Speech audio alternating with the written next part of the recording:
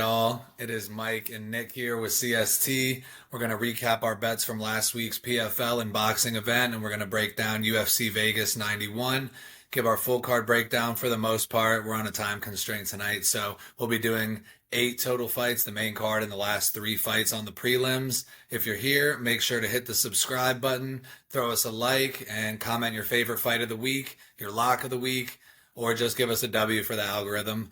We'll start it off with the PFL recap. I think we did pretty solid. Yeah, definitely. I think it was a pretty damn good card. Great fucking snipe with the Musayev call. Calling Musayev by finish too as well was absolutely incredible. Love the dog call. Borix and Yamauchi, really no sweat there. Both pretty easy and clear 29-28, so I was pretty happy about that. In terms of boxing, come on now. How can we be mad about not hitting on David Jimenez?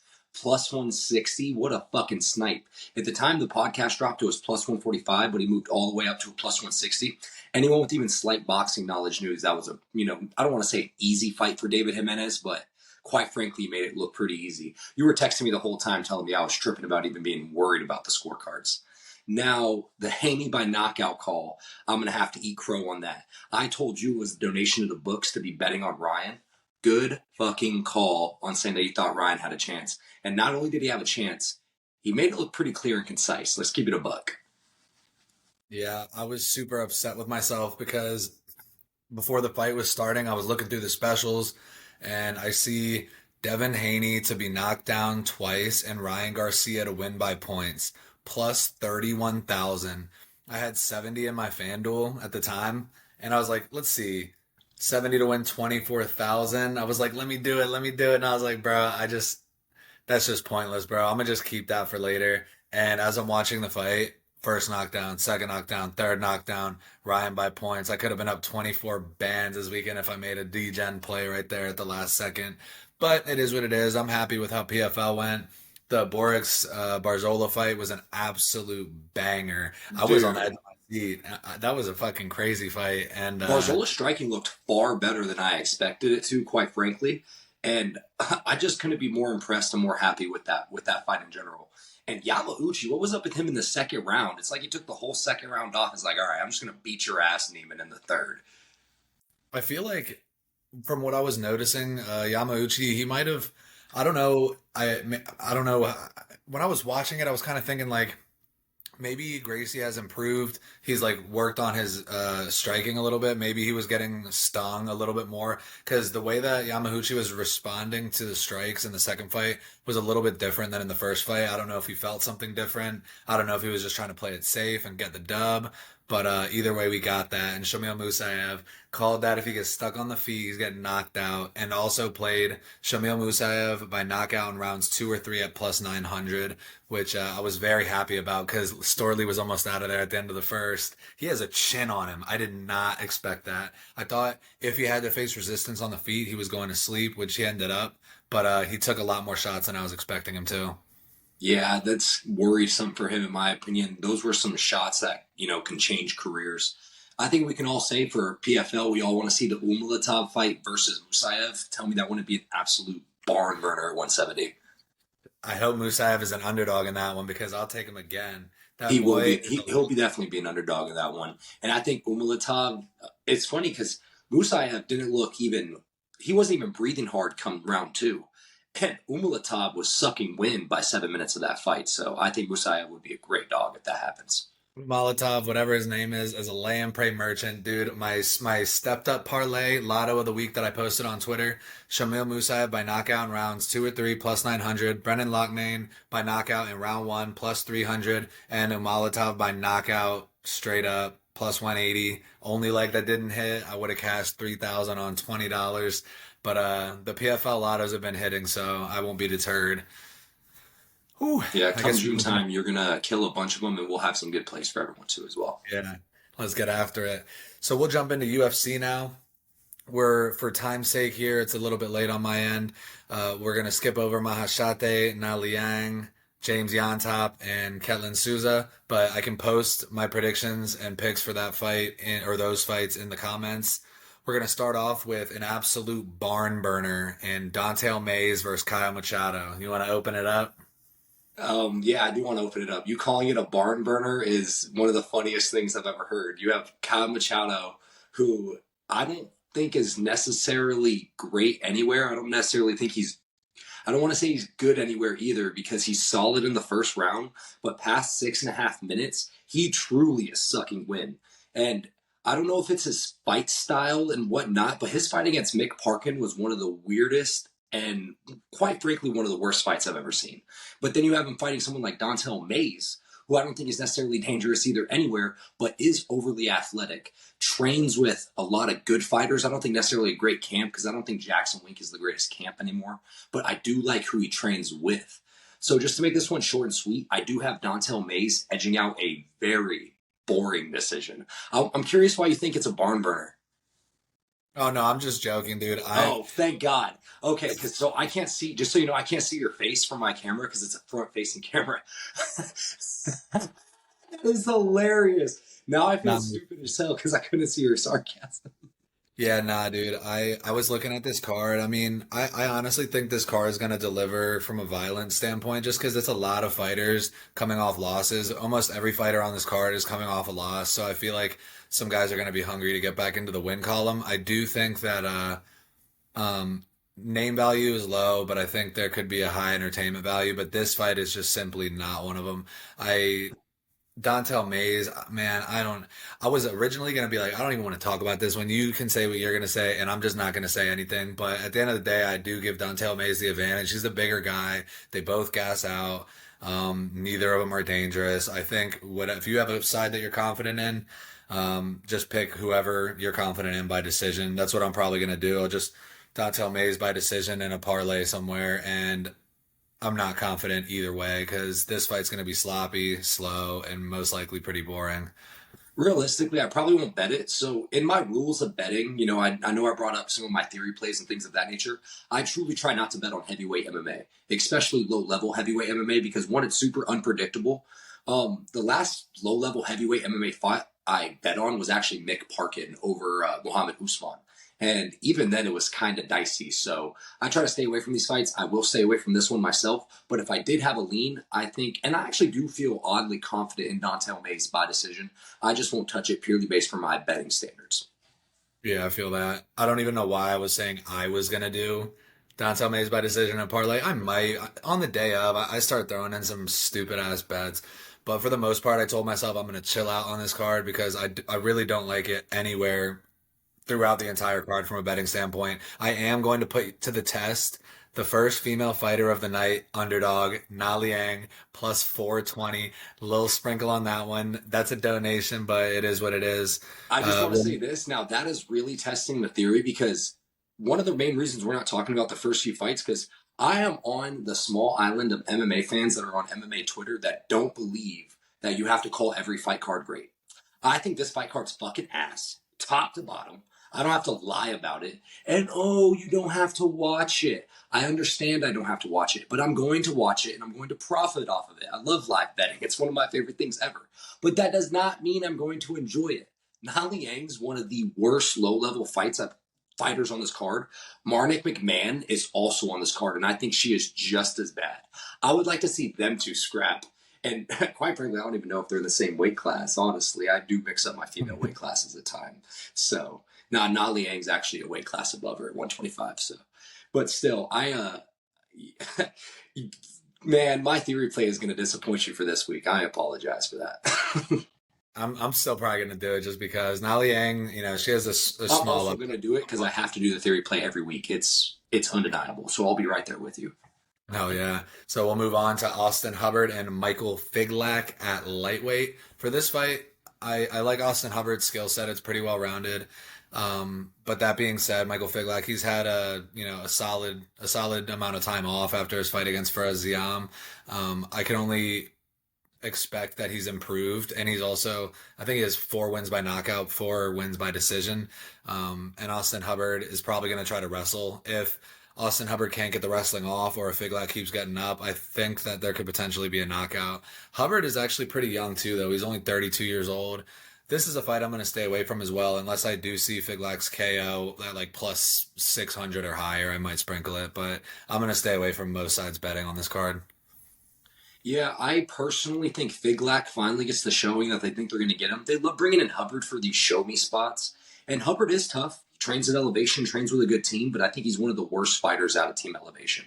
Um, Having a loss to Kurt Hollowball doesn't stand great, especially looking at Kurt Hollowball's last performance, where he literally couldn't get up from a gust of wind blowing him over.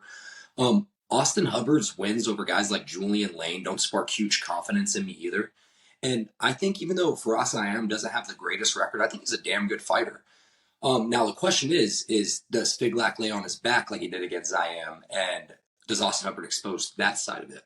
So I think the only way that I could personally play this is to watch Figlack defend a few takedowns. If he can defend one or two takedowns, especially ones in the open mat where Austin Hubbard's his best wrestling, I would much like to play Figlack live. Outside of that, I don't have a lean either which way either. But live, I would lean Figlack myself. And now overall, I just lean Figlack to win this one. Austin Hubbard, in his interviews lately, doesn't sound too sure of himself, which I always find striking when it comes to MMA. I know I said this last time talking about Ryan Garcia, but when fighters are talking about their personal problems, not always, but most of the times it seems to lead to dismantling performances. So I would lean Figlack here. Sounds good. And then we'll move up to my boy Ronnie Yaya and Victor Henry. Ronnie Yaya's old. Victor Henry's not young either. But Victor Henry has a pretty solid skill set. I do like his chances. Most likely to win by decision. Um, this is a 100% stay away from fight because Victor Henry's odds are wide. I think he's going to piece him up on the feet. Yeah, I mean, Ronnie Yaya could try to get the fight to the ground. He's pretty dangerous jiu-jitsu, but at the end of the day, Henry's going to be able to stop it. He's going to point fight his way to a decision. Well, this fight is old versus old. You have 39 versus 36. You have Victor Henry, who is, he moves a lot and he throws out a lot of volume in certain fights. Like his spots against Rayoni Barcelos, he looked absolutely incredible. The problem is Victor Henry does lay on his back. He does play guard. I can see Yaya making it interesting and making people's butthole clench, especially for people that have Victor Henry at minus 550 in a parlay for him. I could 100% see Yaya making it interesting for him in the first round, maybe round and a half. Yaya does have that same syndrome, though, where he does seem to gas out middle way through fights, and he gasses hard. So the question here is do you take Victor Henry over a round and a half, or do you take Victor Henry by knockout? He's not going to sub Yaya. Victor Henry has never been finished in his whole career. I mean, the over one, let me check out the over 1.5 on this fight real quick. Let's see if they even have this listed. These props. I'm on fightodds.com and these props are all saying minus 1,000 for everything. So the way I would play this personally is Victor Henry by knockout. I just think he finishes him in the third round. I think Victor Henry will just put on enough volume to finish a 39-year-old Yaya. But Yaya is tough as shit. So again, in the same spot, I also want to stay far away from this. But if I had a way to bet it, it would be Victor Henry by knockout. But if you want to be smart, it would probably be Victor Henry by decision. So Yeah, it's going to be tough to bet on, especially because the odds most likely won't be juiced. I And think with this that, whole card is tough to bet on, not even for the fact of picking fighters, but say you do put Victor Henry in a parlay with you. What happens if Yaya takes his back in the first round because he's playing too much guard? And he finishes and he subs and gets one last hurrah. What if that happens? I mean, we don't see it too much in MMA, but Victor Henry's not a power puncher. He's not going to kick his lights out. And even his leg kicks are more pitter patters than they are outright damaging leg kicks. So I just think this card in general is hard to bet on, man. I mean, we have a few fights coming up here that I like to spot specifically, but this is not one of those spots. yeah, I definitely feel that. So we'll move on to the main card opener. We got Tim Means and Uros Medic. For this one, I like Uros Medic by knockout, probably in round one. Definitely Tim Means has a chance to. I like Tim Means. He has good hands, good striking, good kicks.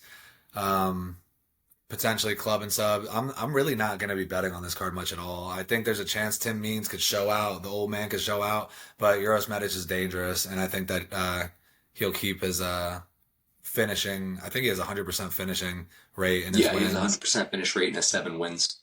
So I think he's probably going to keep that alive. If I had to guess, if I had to bet on it, it's going to be Eros Medic knockout, probably round one. I actually like the dog Tim Means here, and let me tell you why.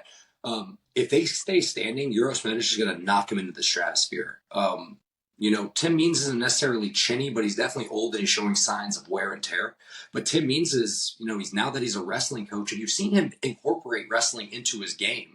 I mean, it got him caught up against Alex Morono specifically.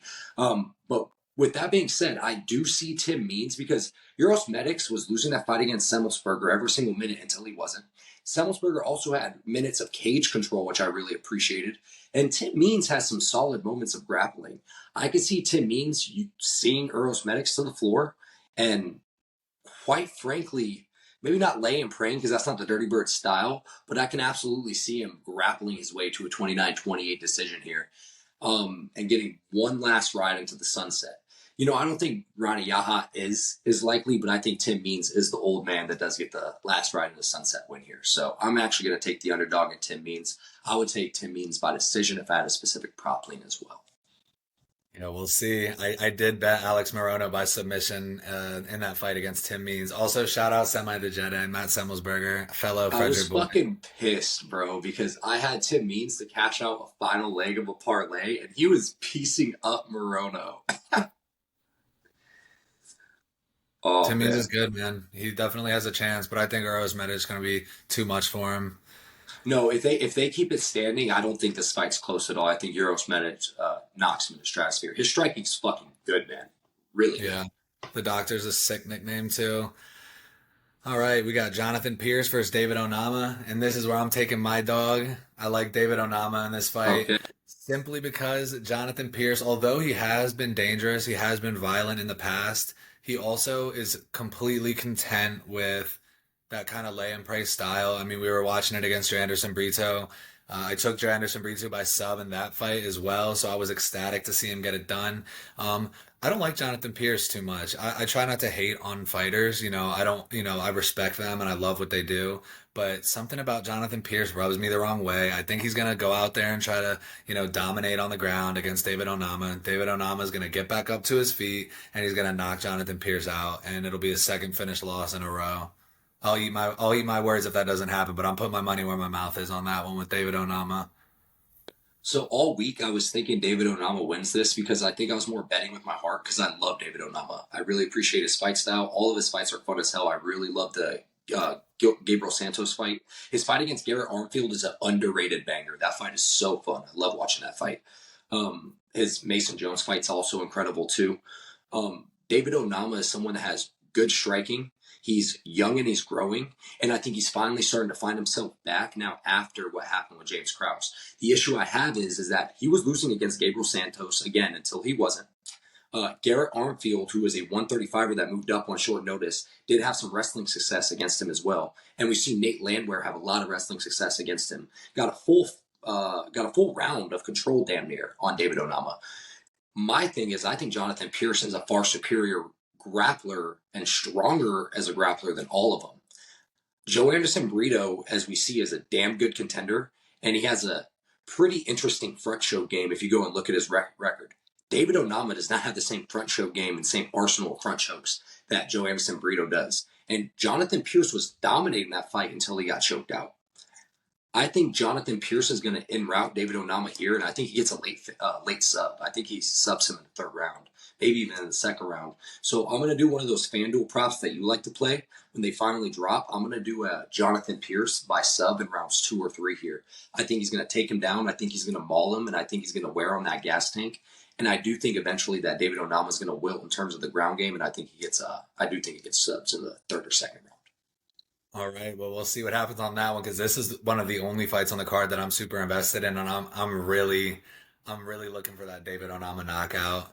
And And honestly, bro, I don't necessarily love when we're on the opposite pages because I do truly respect your opinion, especially from an MMA gambling perspective. So it does make me second guess my own opinion, just so you know. So, yeah, yeah. we are recording this on Tuesday, so I will drop on Twitter if I do change my opinion here. But as of now, I do lean Jonathan Pierce and I do lean him by sub. Yeah, yeah. But the lotto play, the sprinkle rounds 2 or 3 submission will probably be something that I'll play as well to get on both sides. After that, we got another heavyweight bout: Austin Lane versus Jonata Denise. For me, Jonata Denise is a younger guy. He doesn't have that much experience. Austin Lane doesn't necessarily either. He's 36 against, I believe, Denise is 32. Yeah. Austin Lane's going to be a little bit bigger in terms of height, but he's a little bit smaller in terms of weight. Denise has 6 fights, 6 knockouts, and I feel like he's going to get another one this week, unless Austin Lane can wrestle him. This is a stay away fight for me, or an underplay, maybe under 2.5. But it's probably going to be juiced. It's probably going to be minus 300. So maybe even worse. So I'm staying away from this fight, but I'm going to go with the undefeated guy. Yeah, I couldn't agree more with you here. I think Austin Lane is terrible. I think football is the worst base for MMA. Austin Lane has negative fight IQ. He's chinny as all hell, and he's fighting a guy that has nothing but first round finishes. I'm not going to touch this fight. Again, stay away from heavyweight MMA personally. Not only that, I hate betting on anyone that only has first round finishes, even if they have a kickboxing background. But I think there's no other way but to play Gennaro here, and there's absolutely no other way but to play Gennaro by finish. If you're going to bet Gennaro, you have to play him by finish. You can play him by knockout, but as I always say, watch a weird club and stuff happen. So by double chance, probably be around minus 145 if you want to get the minus 205 guy as some sort of juice. So we're in agreement here. Alrighty, then we'll move on. This is probably low key maybe my favorite fight of the night. I like Ariane Lipski versus Karini Silva. Ariane Lipski is I'm a fan. I'm a big fan of Ariane Lipski, and this one's tough for me. I was trying to figure out ways that I could pick Ariane Lipski here. She's been improving pretty steadily. Karini Silva's a dog though, and she really gets finishes. Ariane Lipski does too, here and there. I just want to make sure I'm getting it proper. We got Ariane Lipski. Did I say Silva? She No, no. Well, has Silva's on like a five fucking fight finish streak right now. yeah. And She's Lipski, I know Lipski's coming off an armbar against Casey O'Neill, which is super impressive because going into that fight, I was one of the people that thought Casey O'Neill was gonna wrestle fuck her and beat her ass. She got a good ass win against JJ Aldridge, which clear unanimous decision. I forget who she fought to a split decision, but I thought it was also should have been pretty clear for Melissa Gatto, if I'm not mistaken, Ariana Lipski. So I'm sorry for cutting you off. I just wanted to let you know, like, just jump in there. My bad. I can't even remember what I was saying, but Oh, you I were talking do. about finishes. You were saying that you think Ariana Lipski had some finishes, and I just wanted to jump in and let you know she did have a finish in her last fight against Casey O'Neill by armbar. Yeah, and this could be the end of this could be the second leg of a lotto play. Jonathan Pierce by submission in rounds 2 or 3, parlayed with Karini Silva by submission in rounds 2 or 3. That'll probably be super juice. Throw 20 on it, probably win 1,000. That's an interesting play because Karini Silva's a dog. If she gets Lipski down there, I don't know if she'll be able to deal with the pressure and the jujitsu. But they're both really good. This is going to be an exciting women's fight. I like Lipski a lot, like as a fan, but like I said, I'll probably stay away from this fight like the majority of the rest. I actually really like this fight. I think there are two separate plays that you can play on this. You have the Queen of Violence versus Killer. So taking this fight not to go the distance is, in my opinion, just the smart way to go. You have someone on a five-fight finish streak in Karini Silva versus, even though she's only coming off of in her last four fights, of her last three fights, I'm sorry, she only has one finish. Finishing Casey O'Neill is super impressive to me. I really like Casey O'Neill as a prospect. So I think the under on this play is a big play and a great for any parlay that you're playing this week. I do like Lipski as a dog too as well. I think her defensive wrestling is improving rapidly. Her striking is good, man. Like it's not good in a technical sense, but her distance management is solid and she knows when to strike, and I appreciate that. She knows when to crash the pocket and when to leave the pocket. These are certain things that I look for in a fighter. We know Ariana Lipski isn't going to gas out at all. Karini Silva, I'm still curious to see if she pushes the pedal to the metal on her gas tank, how it looks.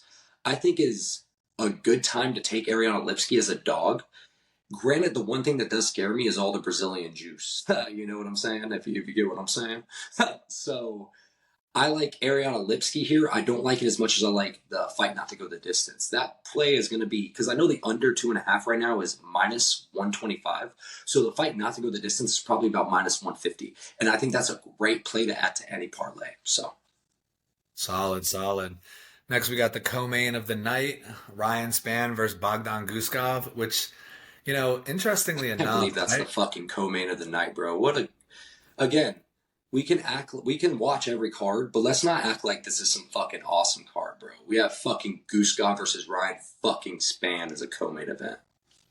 dude, I tell my boy, like, I'm the last guy to hate on a card, and I'll hype up every card. But I was talking to my boy last night, and I'm still excited, and I'm sure it's gonna be entertaining. But this card on paper doesn't look too good, man. And his response every time I say something like that, like without any hesitation, he'll be like, immediately, like I can't even do it as naturally as he does it. It's something on the lines of like, dude, I actually think this card could be one of the greatest cards of all time.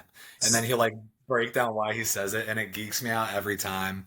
But yeah, this is a crazy co-main event. A lot of people I've seen on Twitter and Instagram are very heavy on Bogdan Guskov here, and for me, I'm not sold on him. I knew he was going to beat Pauga. I bet him to beat Pauga by knockout. That was easy money. I did bet him to lose by knockout to Volkan Ozdemir, and he got subbed, and I was so fucking mad. But at the end of the day, Ryan Spann is super dangerous in both the striking and the jiu-jitsu. He has a solid sub game. Honestly, I think Ryan Spann by submission here is a solid play, and it's probably going to be like plus 700. Knockout is live too. I don't think Bogdan is this level yet. Dude, thank you. We are on the same this fight, we are on the same exact wavelength. Ryan Spann by sub, and I don't think this is a lotto spot. I think this is an actual put real money on it spot. Guskov or Bogdan is not fucking good. He is terrible. He is terrible. His striking is suspect at best. He's chinny as hell. He has zero takedown defense. And yes, Ryan Spann himself is chinny. He has bad fight IQ. But if Ryan Spann, who's big as shit, what is he, 6'5", Superman size, like there's a reason they call him that. One takedown, I truly believe this fight's over. He has a good front show game too as well. And I think Ryan Spann doesn't have bad boxing at all. I think his boxing is good enough to stand with Guskov if they have to stand for the minute that Guskov has of fucking cardio. This guy Guskov doesn't have 6 minutes of cardio. I don't understand the play. There's one of my closest friends who I truly, truly, truly respect his MMA opinion. He's also one of the biggest MMA bettors that I know. Like the amount of money he puts on it is absolutely ridiculous. He loves Guskov this week, and I need to pick his brain a little bit more why, but I can't see any reason why. I think Brian Spann is going to finish him. I think he finishes him by sub. You can take Ryan Spann by under 1.5. You can take Ryan Spann by sub in 1 and 2. Shit, you can put your mortgage on Ryan Spann by finish. Quite frankly, I love it.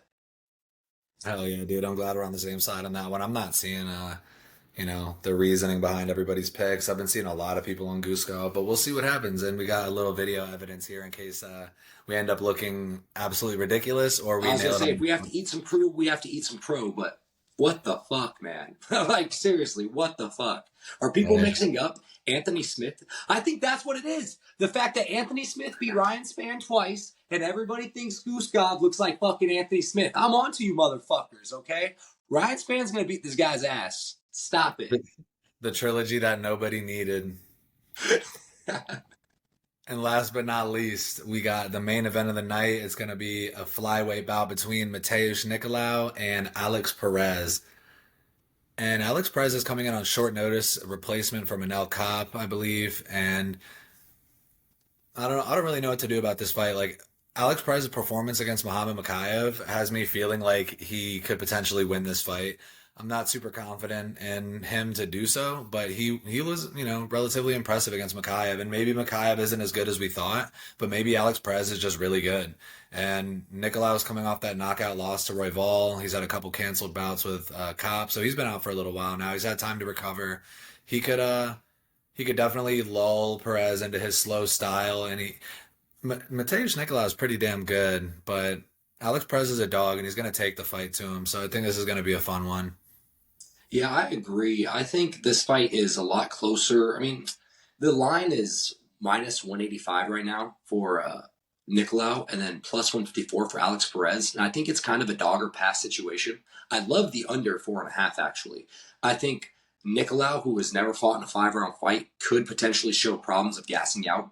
But you also could see Alex Perez, who isn't necessarily a finisher, but is someone that can get finished. I also see maybe we see a presentation where Nicolau maybe hits him with a knee or hits him with something tricky on the feet. I think the only way you take this moneyline wise is taking Alex Perez. I've never been overly sold on Mokaev myself. I think he's the definition of a lay and pray merchant, but he's a one-trick pony in that sense. And it's odd because I really like taking fighters with a nice IMMAF background. I like those guys that come out of that small young circuit from the international scene. So in terms, just to make this one quick, I like Alex Perez here also by an upset. The question is I'm going to redact that actually. I like the under because the under right now is at minus 145 for the under 4.5. I like that a lot. I don't know if I do have a lean because I don't know how Alex Perez would necessarily win this besides a slow point decision. And I do think someone gets finished in this fight, especially flyweight unders. I really like them, especially in main event spots. So, Yeah, I feel that too. I mean, yeah, Alex Perez is going to run into trouble if he, tries to employ his wrestling, but he could is he stay. though? Is Nicolau that dangerous on the ground? I don't know if he is. Maybe he's And not the that issue dangerous, is but Nicolau is so low volume. Perez is so low volume.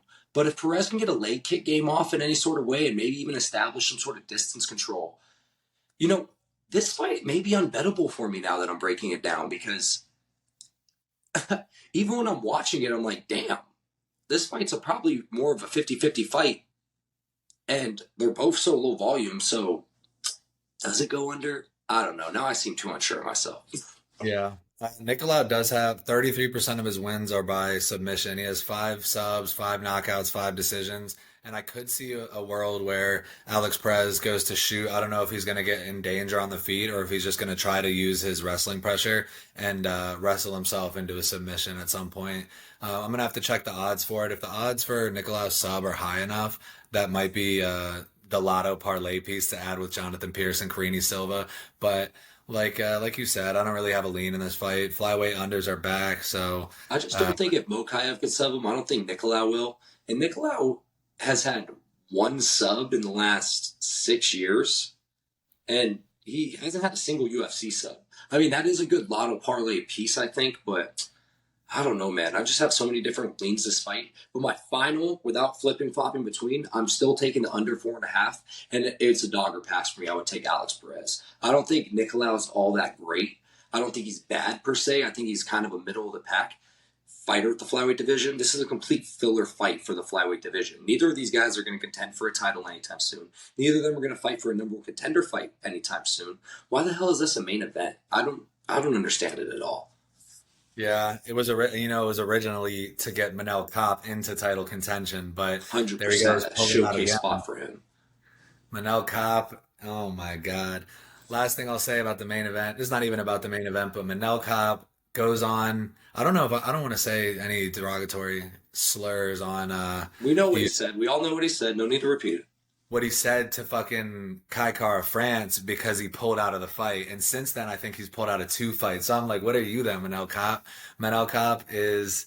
I don't like Manel Kopp too much. I mean, he's funny. He says crazy shit, but he messed up with having to pull out of another fight, and now we got Perez and Nicolau, and hopefully it's an entertaining card. I'm not gonna have too much action. I might honestly just throw one parlay with like the under and the Karini Silva fight, maybe the flyweight under. Those two together will probably be like plus 250 and maybe a couple lottos. But I'm going to keep it real light this week. We got UFC 302, UFC 301 coming up here soon, I believe, the following week. So I'll save my units for that one.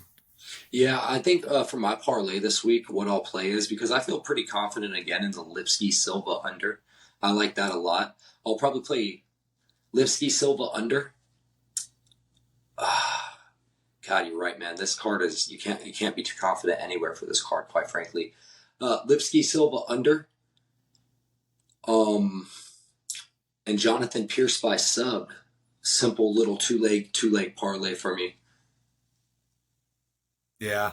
Yeah, I'm gonna be careful on this one just because I was staring at it like the hour before we were, doing anything. I'm just staring at the card and I'm like, I don't. Well, what's crazy is so I have a MMA 360, MMA Play 360. I mean, if no one ever knows what that is, it's like a literal $4 subscription where you just get it's every fighter that fights on every card and has all their film just broken down right here. You can find most of these films on YouTube, but it has the rest of their films that are on like Fight Pass and other small little random third party websites.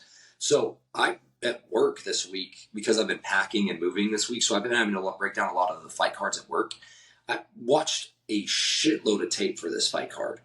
And dog, it's just almost an unbettable card, just through and through. The lines are out of control, even though I agree with most of the lines.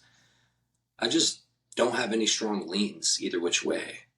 And honestly, it's involatile in MMA in a fist fight to bet anyone that's higher than a minus 300. I truly believe that. Like, it's a fist fight. It's a fist fight where you can get choked out, where you can get kicked and your knee can fucking explode. Your toe can fall off and you can lose the fight. It's the craziest thing ever. You can get bit and you can get bit. You can bite someone and get disqualified. And it's just so like, I don't know. I don't think this card's great for betting. And it's really not great conducive for a betting video. But those are where my leans are. So. Oh yeah. So this weekend we're gonna be mostly trying to enjoy. Hopefully we get some exciting fights. We're gonna be back next week. Am I tripping? I think next week is 301. So yeah, it is Let's see 301. here. I'll actually, I can No, it's actually pull me. up. Yeah, so we got this It 27. is Yeah, 301. Holy shit. Ursig versus Pantoja, yeah, so which by the way, I love this card. And especially from a betting perspective, there are so many love 'em spots. me Holy too. shit. Now, this is one of those fight cards that's going to be super underrated and slept on. I can't wait to talk about this one. Bro, on your prelim, not even your featured prelim, but your fourth prelim down, Joe Anderson Brito versus Jack Shore. Get the fuck out of here. It's going to be awesome. Yeah, that's a banger. So we'll look forward to that next week. This week we're mostly enjoying, getting ready for next week. Next week's breakdown will be dropped earlier in the week, much bigger card as well. Hopefully we don't It'll be have any. far more detailed too, as well. Yeah. This card's just kind of a shrug it off card. I hate to say it. Yeah. So I guess that wraps it up for us today, and we'll be back next week for more picks. We'll recap this card if we find any snipes, but other than that, we'll get going. Everybody enjoy Oh, the fights, bet also, responsibly. real quick, shout out to Combat Sports Today, baby. Make sure you guys follow Twitter, fucking like, share, subscribe on YouTube, Facebook, all that stuff. Let's get after it. Later.